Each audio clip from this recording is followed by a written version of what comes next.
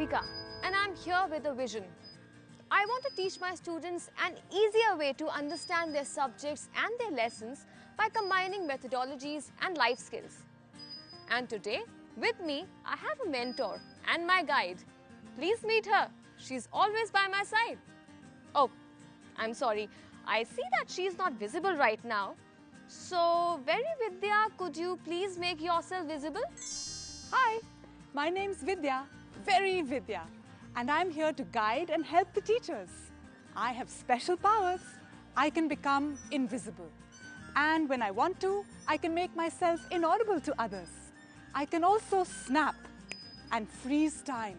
Then no one would move except the teacher and I. She is the only one who can see and hear me. And together, we'll go on a magical journey. Yeah, Vidya, but I think it's time for us to move into the class now. That's true, the classes have started. But let's have a bit of fun first. All right.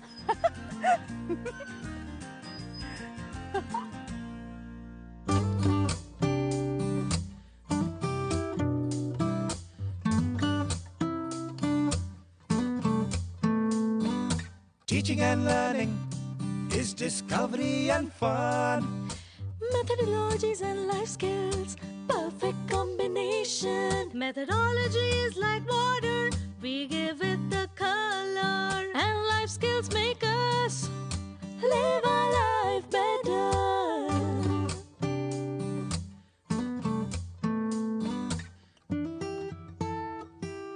Whatever subject that you study, English or history or biology, There's a teaching tool that you mustn't oversee, the use of methodology. speaking or writing or appreciation, demos, listening or observation, games and charts, tables and discussions, thoughts and ideas all full of innovation. Life skills are very important things. Know them well and joys they will bring. Coping with stress, critical thinking. Dealing with emotions, creative thinking. Teaching and learning is discovery and fun.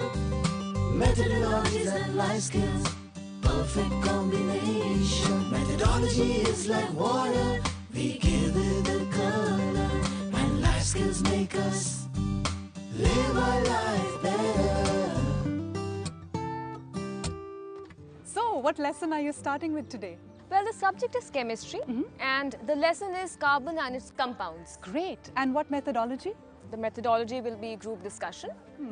Why not a game? A game. Yeah, like maybe a quiz or something? Or you could ask the students to come up with ideas. Okay, yeah, that would be great, yeah?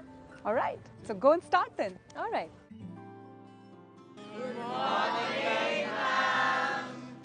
Very good morning to all of you. So, how do we feel outside the class here? Nice? All right, students. So, today I'm going to teach you a chemistry lesson, which is carbon and its compounds.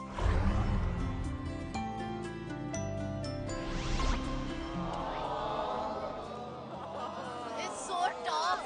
It's so boring. Come on. What happened? I wish there was an easier way around. You know, we can always do it in the form of a game, A game? That sounds like fun. Yeah. right? But then, you know, I have a few questions. So, if you could suggest me a game, that would be great.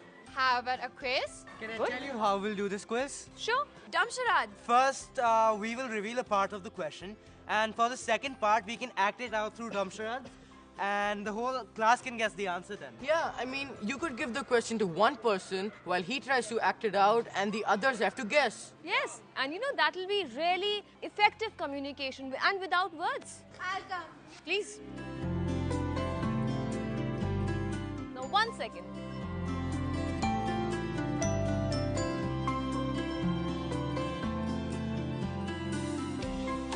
Ma'am, how will I do that? It's so difficult. You can do it. Try. Okay. 2 words. First word.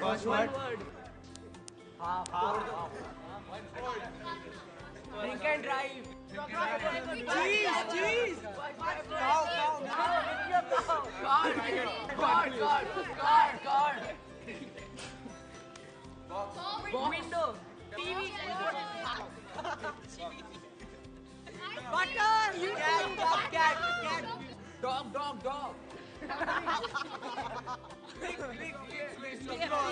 I know this. Carboxylic acid. Yes. That is the answer. All right. So now, carboxylic acid is the answer, but that is not the real question. The real question is carboxylic acid with one single carbon atom. Formic acid. Absolutely right. Yes, formic acid is the answer. All right. So now, who's coming next? You, sir. Come.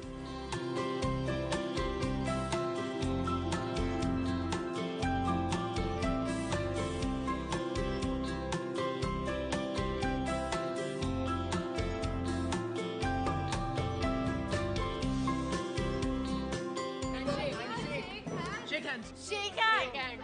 Hello.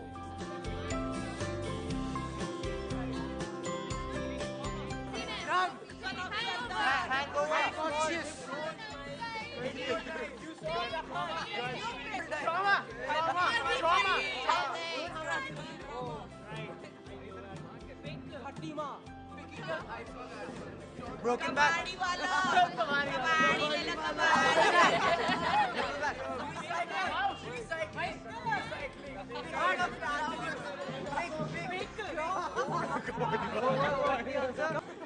Allotropic. Yes. Perfect. Yes. So, allotropic is the answer, but then that was not the real question. So now the question is allotropic form of carbon with the structure of a football. Yes, that is the right answer.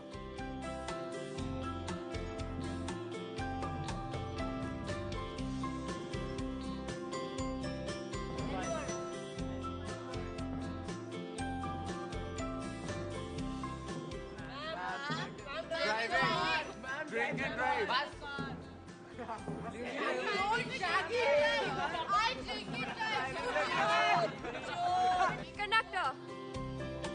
Conductor, guys, that is the right answer, yes.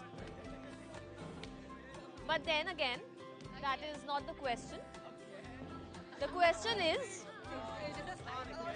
it has to be a conductor of electricity. Graphite. Yes, that is the right answer. Well, I guess that was really entertaining, isn't it? Yeah? And, you know, I must thank you guys for coming up with such a unique quiz. Now a good news for you. Enough of sitting over here, back to the classroom.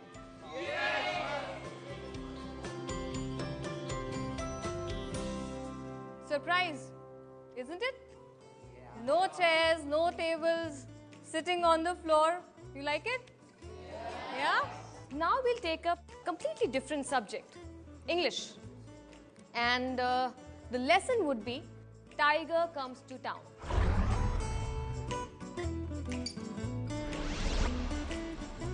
Well, I'll just quickly throw some words at you, some words and phrases, and you have to guess the antonyms.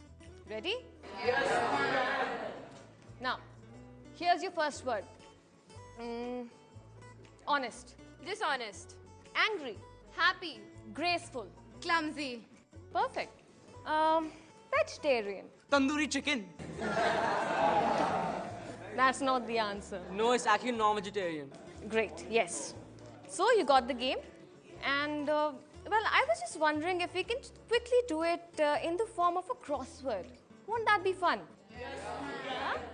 So you can see I've drawn something on the board. And what is it? Crossword. Yes. So now we'll take it from here. Now, as I told you, I'll be giving you some words and phrases. And you have to get the answer, which is the antonyms.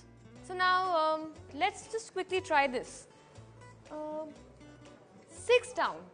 And the word is fearful. Fearless. Fearless is the answer.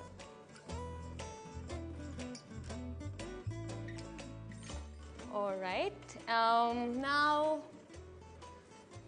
9 across, which is, the word is brave. Coward. Perfect, great answer.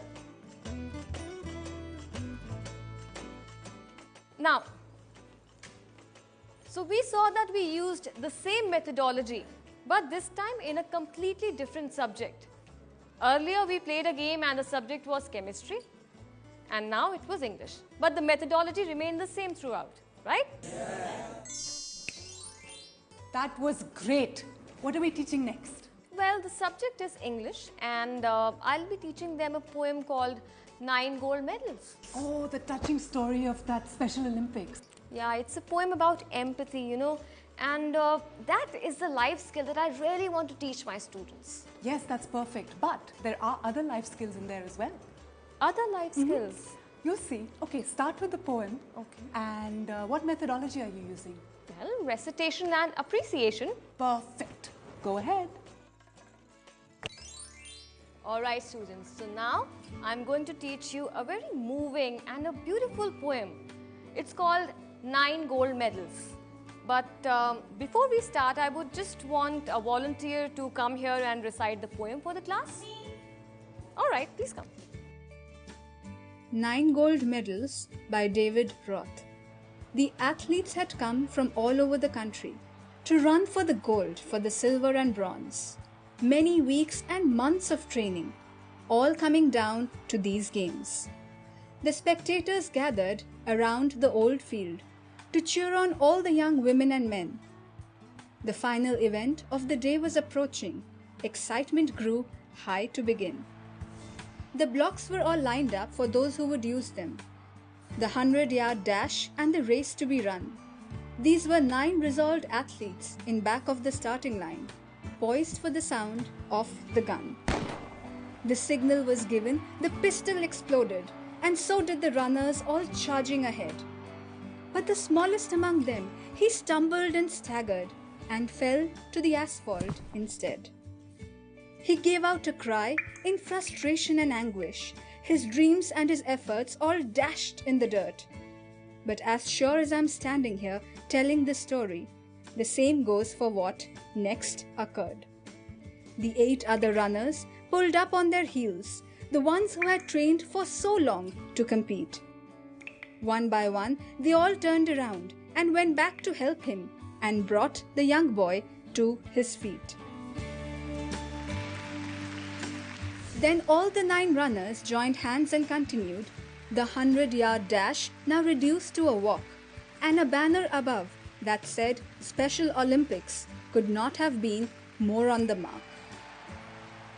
That's how the race ended, with 9 gold medals. They came to the finish line holding hands still, and a standing ovation and 9 beaming faces said more than these words ever will. Yes, great.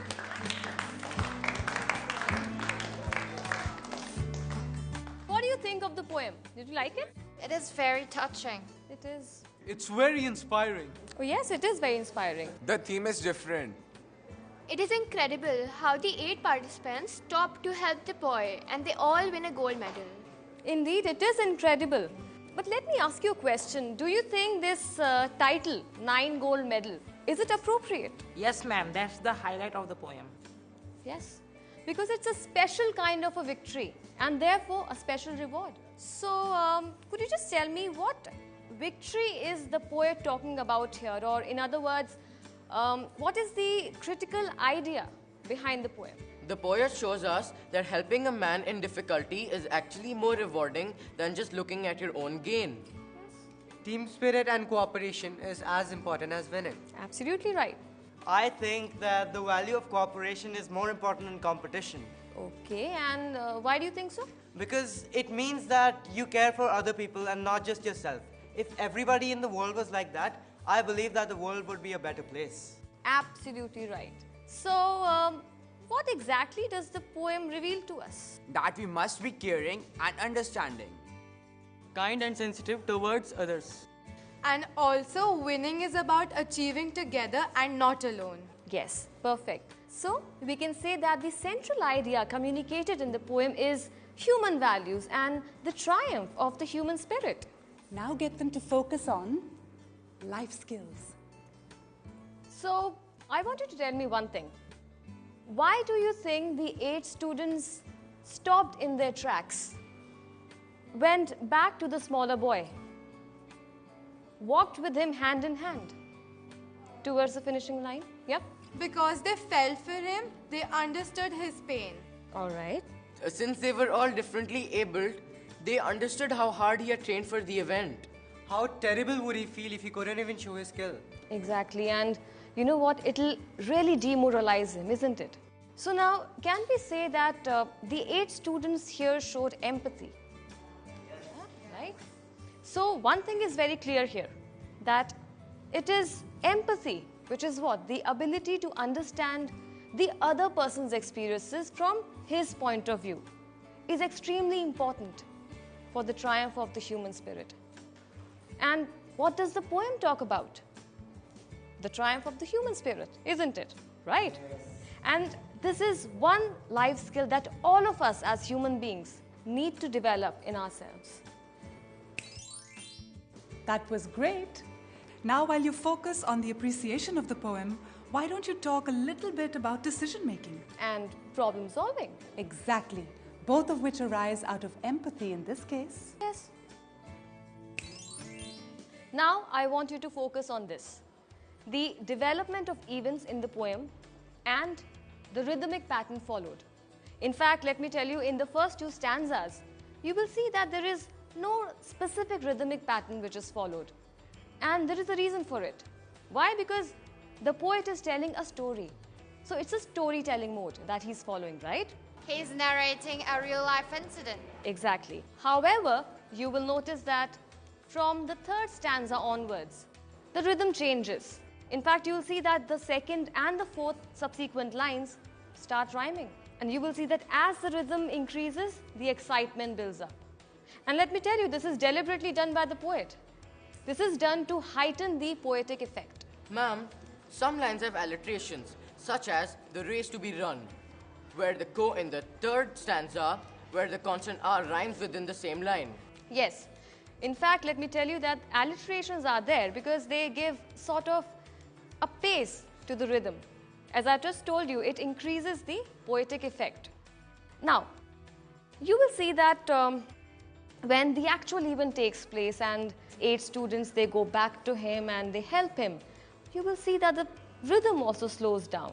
So now tell me, why do you think have they done that? They have just decided to help the boy instead of finishing their own race. So, we can say that they have used their decision-making ability, which came out of their empathy, which they felt towards the smaller boy.